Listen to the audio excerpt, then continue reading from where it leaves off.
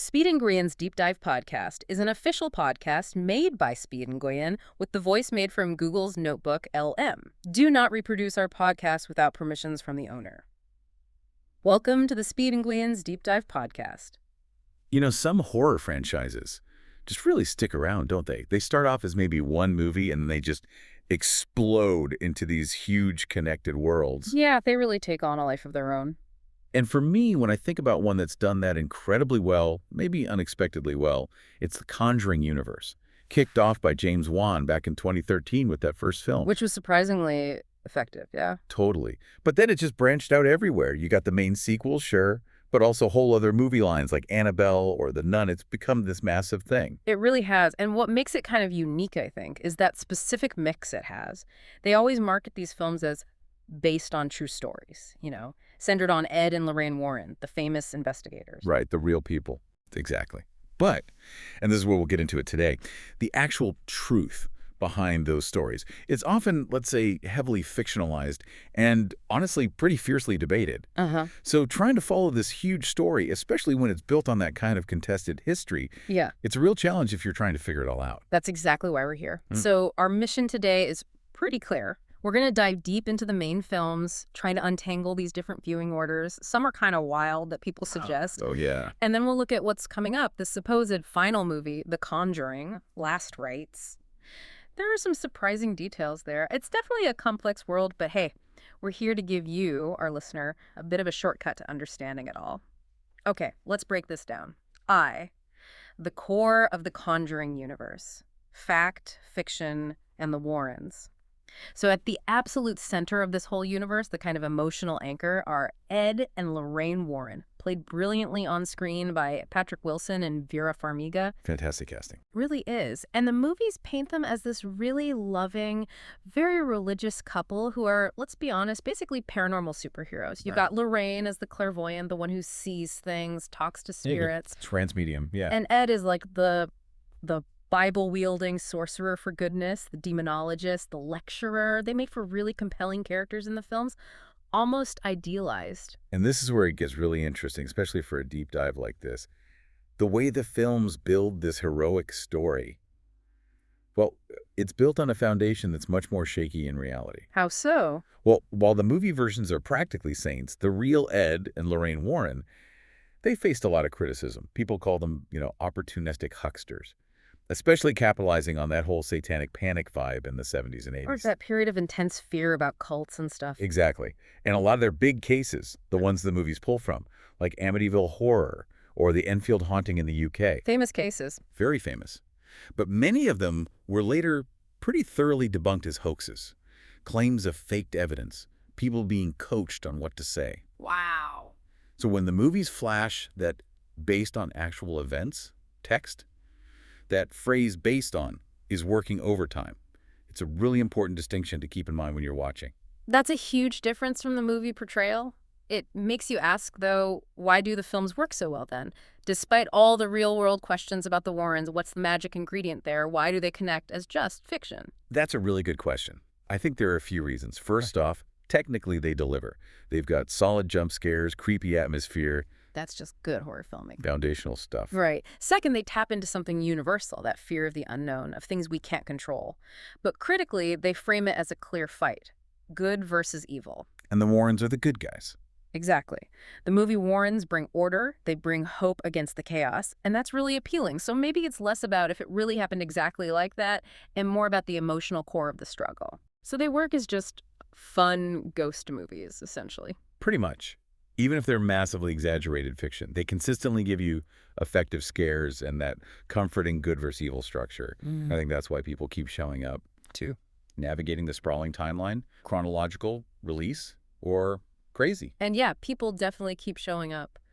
Which brings us to the next big hurdle for anyone wanting to get into this universe or even just rewatch it properly. That timeline. Oh boy. It's something else. You've got prequels, sequels, spin-offs, all jumbled up chronologically.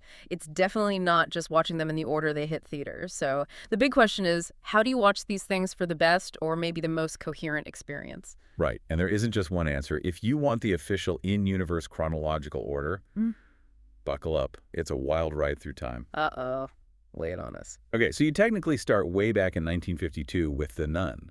But then, wait, Annabelle. Creation starts even earlier, 1946, Yeah. so its main story is 58. And then there's a little bit in 1970, and a post-credit scene that points back to The Nun in 52. My head's already spinning. Told you. Then you'd watch The Nun Second, set in 1956. Then jump forward to 1970 for Annabelle.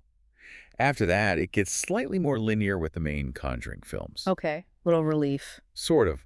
The Conjuring starts in 68, but is mostly 1971. Then Annabelle Comes Home, slots in right after that, mostly 1971 or 72. There was some debate. Then Conjuring 2 takes us to 76 and mainly 77. Covering Amityville and Enfield. Yeah. Yep, those debunked cases again. And finally, The Conjuring, The Devil Made Me Do It, which is set in 1981. Wow. Yeah, even just saying the chronological order feels like you need a map and maybe some string. It jumps all over the place. It's a commitment if you want to watch it that way. Yeah. Absolutely pretty confusing if you're just trying to follow along hearing it. Yeah, no kidding. That sounds like homework. Needs a spreadsheet or something. It's no wonder fans came up with their own ways, maybe crazy ways to watch them. Exactly. And of course, the simplest way is just release order. Watch them as they came out. Easy peasy. That avoids the timeline headache for sure. But I know fans like to get creative, try to make the experience even better. Oh, absolutely. And it's fascinating how fans really take ownership sometimes. There's this really popular crazy viewing order from Reddit user OxStatistician4593 gets the credit that a lot of people swear by. But they argue it actually makes the whole series better. Okay, I'm intrigued. How does that one go? All right, so this order starts with the original The Conjuring from 2013. Perfect intro, sets everything up. Makes sense. Then right after, you watch Annabelle from 2014. Now, some people think Annabelle is maybe one of the weaker ones. I've heard that. But the logic here is watch it right after the first Conjuring, while that movie's impact is fresh, and Annabelle itself, especially the doll, seems way scarier. Interesting tactic. Okay, then what? Next up is Annabelle, Creation from 2017.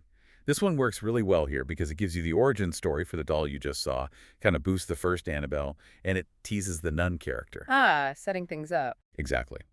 Then you jump to The Conjuring 2 from 2016. This is where the nun is properly introduced and makes a big scary splash. So you see her be terrifying before you get her origin. Precisely.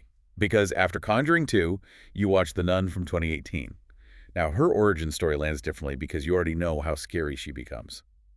And apparently, the nun to Tekken fits perfectly right after the first nun here, continuing her story. Okay, I see the logic. It's building the villain. Totally. Okay. Then you watch Annabelle Comes Home from 2019. It's set after the first Conjuring movie and kind of bridges things, showing the Warrens managing their spooky artifact room, setting up their expertise for the next main film.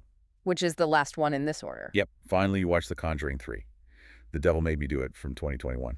In this sequence, it kind of wraps up the main trilogy nicely without really setting up more stuff. That's actually pretty clever. It's like fans re-editing the franchise for maximum impact. It really is. It's almost like a commentary on how narrative works. By showing the nun's impact first, then her origin, you make her feel like this bigger overarching threat. Like the fan said, she becomes the Thanos of the Conjuring universe. It shows how viewers actively shape how they experience these stories. That's brilliant. And just a quick aside for people wondering, what about the Curse of La Llorona? Does that fit in anywhere? Good question. It does have connections. Same priest character pops up, similar vibe. But apparently it didn't do great at the box office, so the creators kind of sidelined it. It's not really considered official canon anymore, even though it exists. Okay, so optional viewing at best. Got it. 3. The Imminent End. Unpacking the Conjuring. Last Rites. All right, so let's jump forward now to the future, or at least the near future. All eyes are on the next big one, The Conjuring. Last Rites. It's slated for September 5th, 2025. Yep, that's the date for now. And they're calling it a finale, but for phase 1 of the franchise. Which is, interesting wording. Suggests it's not the end. Exactly. Sounds like they're closing a major chapter, Yeah. but keeping the door open for phase 2, whatever that might look like. So, yeah, maybe the end of the main Warren saga as we know it, but not the universe itself. Okay, so what do we know about this phase 1 finale? Well, it's set in 1986, and it's going to tackle the Smurl Haunting case. This was a pretty big deal back then in Pennsylvania. One of the last major demonic activity cases the Warrens were heavily involved in. They even wrote a book about it with the family. And the main cast is back. Oh, yeah, absolutely. Patrick Wilson and Vera Farmiga are back as Ed and Lorraine, and Mia Tomlinson is playing their daughter Judy, with Ben Hardy as her boyfriend, Tony Spera. Okay, here's the part that really jumped out at me from the trailer buzz. It sounds like they're changing the backstory a bit. That's the big talking point. There's this moment where Lorraine realizes the demon in the Smurl house isn't new. It's apparently the first one that we ever encountered. Yeah. She says something about how they met this thing when they were young and scared, and they just ran away. And now it's back. For fans, this is huge. It makes Last Rites feel like it's coming full circle right back to their very first case ever. That's a massive retcon, isn't it? Like changing the established history. It totally is. For anyone not familiar, retcon just means retroactive continuity. Basically adding new info that changes what we thought we knew about the past in the story. So this changes everything for the Warrens' origins. Pretty much. It suggests this Smurl case wasn't just another job. It was maybe the event that kicked off their whole career in the paranormal. It makes the stakes incredibly personal for Ed and Lorraine this time around, not just saving another family. Yeah. It elevates this haunting to the defining one. Okay, that is interesting. What else did the trailer tease? Well, we get a little glimpse of Annabelle, just brief. Could be anything, really, maybe a nightmare, maybe just a nod. Hard to say how she fits in yet. Always lurking, that doll. Always. But maybe the other big thing is the promise of it being rougher. More brutal scenes, more gore than maybe we're used to in the main Conjuring films. What? Think bloody mouths, teeth falling out, a whole room apparently just flooding with blood. It sounds like they're really cranking up the intensity for this final Phase 1 showdown, Yeah. a more visceral fight. Trying to go out with a bang for Phase 1. Seems like it. And based on how people reacted to the trailer, it looks like it might be genuinely scary. It's sticking to that formula based on a real story, but drenched in supernatural horror. If the movie delivers on that creepy potential, especially with this new personal angle for the Warrens, It could be a big hit. yeah, it could really do well at the box office, maybe bring back some of the momentum after Devil Made Me do around it. Had a slightly quieter run, partly due to, its release during the pandemic. Conclusion. All right, so we've really unpacked a lot here today about the Conjuring universe. We looked at that strange mix of fun horror movie and controversial true story. That dual nature is key. We navigated the timelines, the super complex official one, and that fan-made crazy order, which actually sounds pretty smart. Yeah, the fan ingenuity is impressive. And we got a really interesting peek at what's coming with Last Rites, especially that potential game-changing retcon about the Warrens' past. It definitely sets up a potentially powerful finale for this chapter. In connecting all this back, it makes you think. These movies, unlike a lot of horror, often end with the good guys winning, right? Yeah, usually. It's not often bleak endings like some horror prefers. And they walk this line between real cases, however disputed, and just pure supernatural fiction. So what does our fascination with these stories, with the Warrens winning these battles, say about us? Why are we so drawn to these tales where good triumphs over evil, especially when the reality they're based on is so contested? That's the big question, isn't it? Does it show a deep need we have for clear heroes, for assurance that even the darkest unknown can be faced and maybe even beaten? Especially when reality itself feels so complex and messy. What does that search for victory in these stories tell us about navigating our own fears? Something definitely to think about. Well, thank you for joining us on this deep dive. See you again in the next deep dive.